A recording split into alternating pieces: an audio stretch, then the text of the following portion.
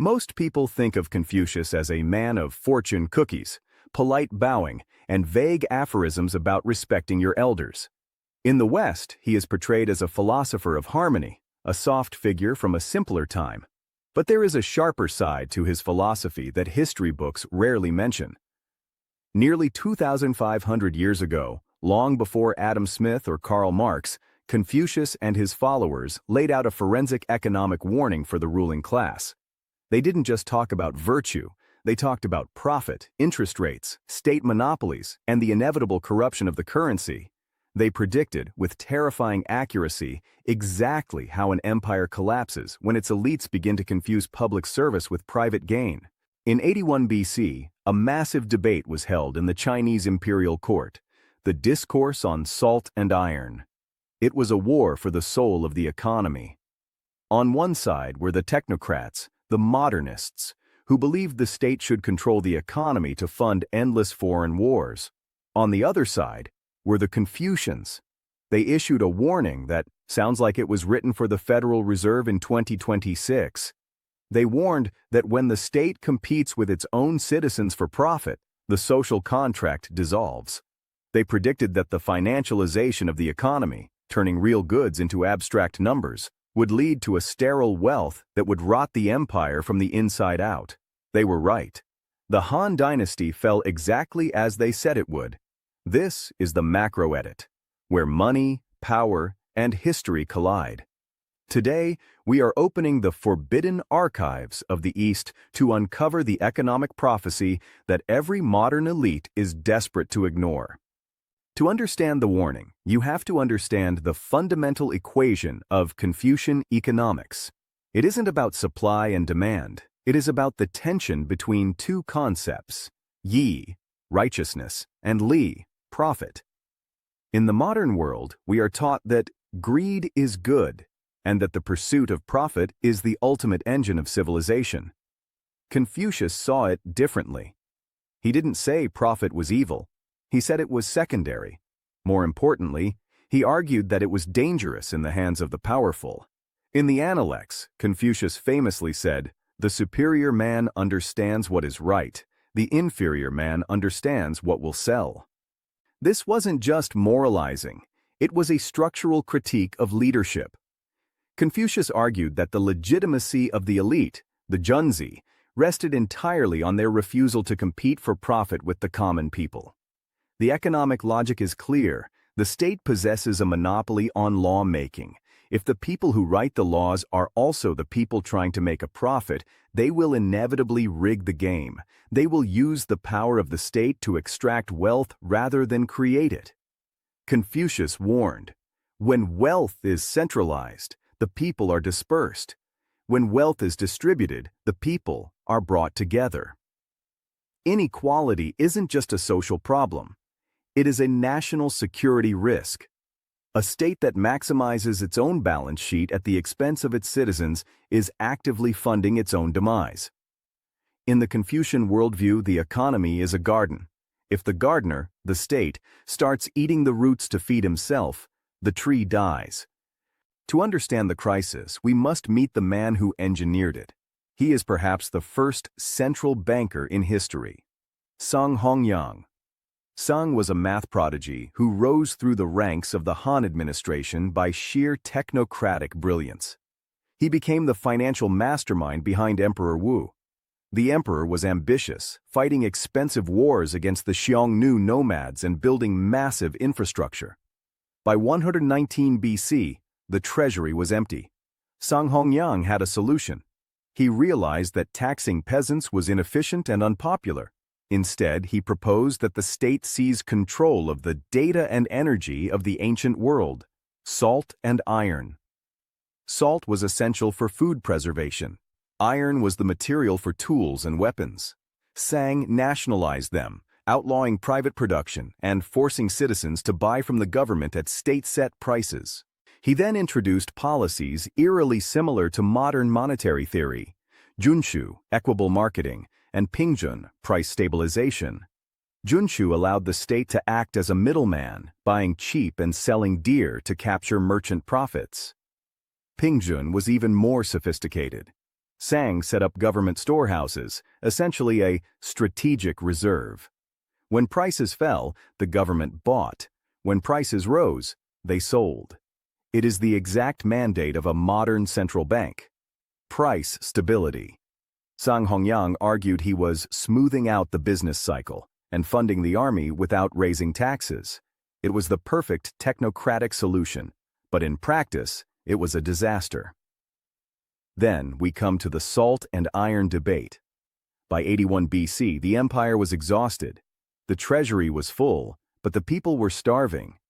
A grand conference was called to debate these policies. The Yanti Lun, Discourses on Salt and Iron, captures this struggle between the technocrat and the humanist. On one side sat Sang Hongyang and the modernists in fine silk, speaking of efficiency and national security. On the other side sat the Confucian literati from the provinces in rough clothes, speaking of the villages.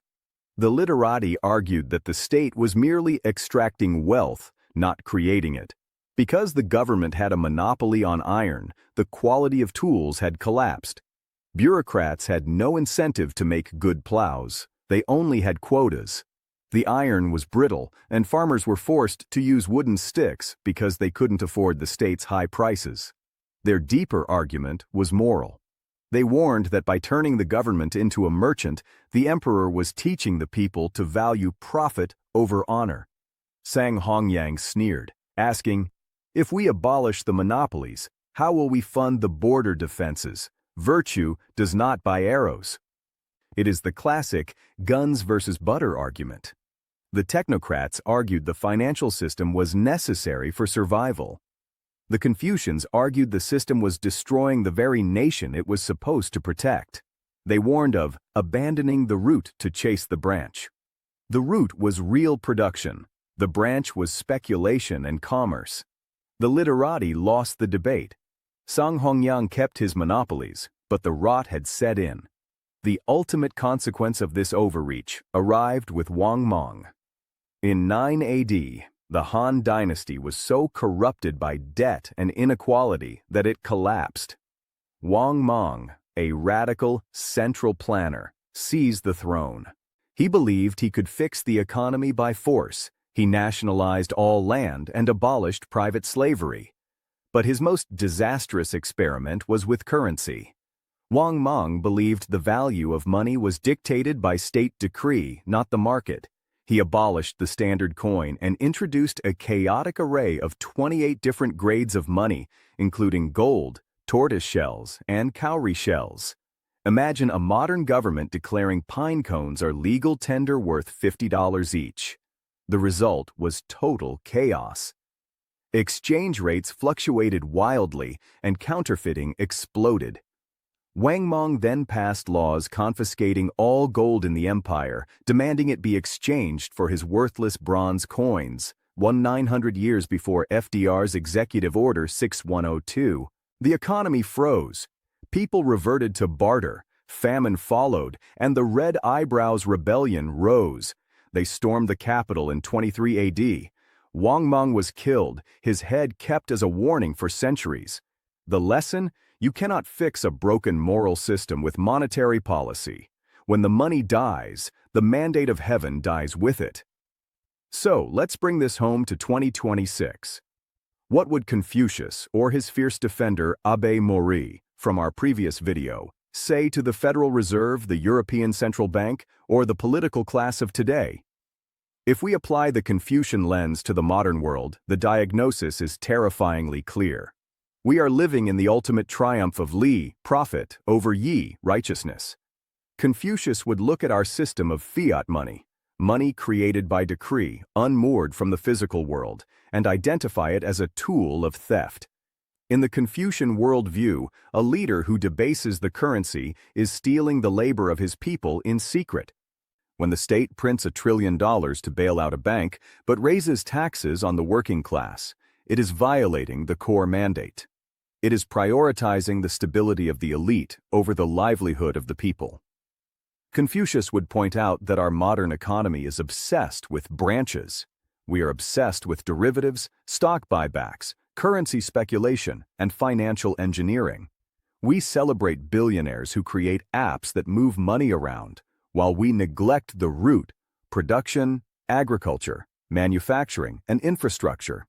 He would look at the Cantillon effect, where new money enters the system at the top, enriching the banks and asset holders first, before trickling down as inflation to the poor, and he would recognize it immediately. It is the same equitable marketing scam of Sang Hongyang, just with digital ledgers instead of iron plows. The salt and iron of today are data and energy. And just like in the Han Dynasty, the state and the corporate elite have merged into a single entity to control them. Confucius warned, "The superior man is anxious lest he should not get truth. He is not anxious lest poverty should come upon him."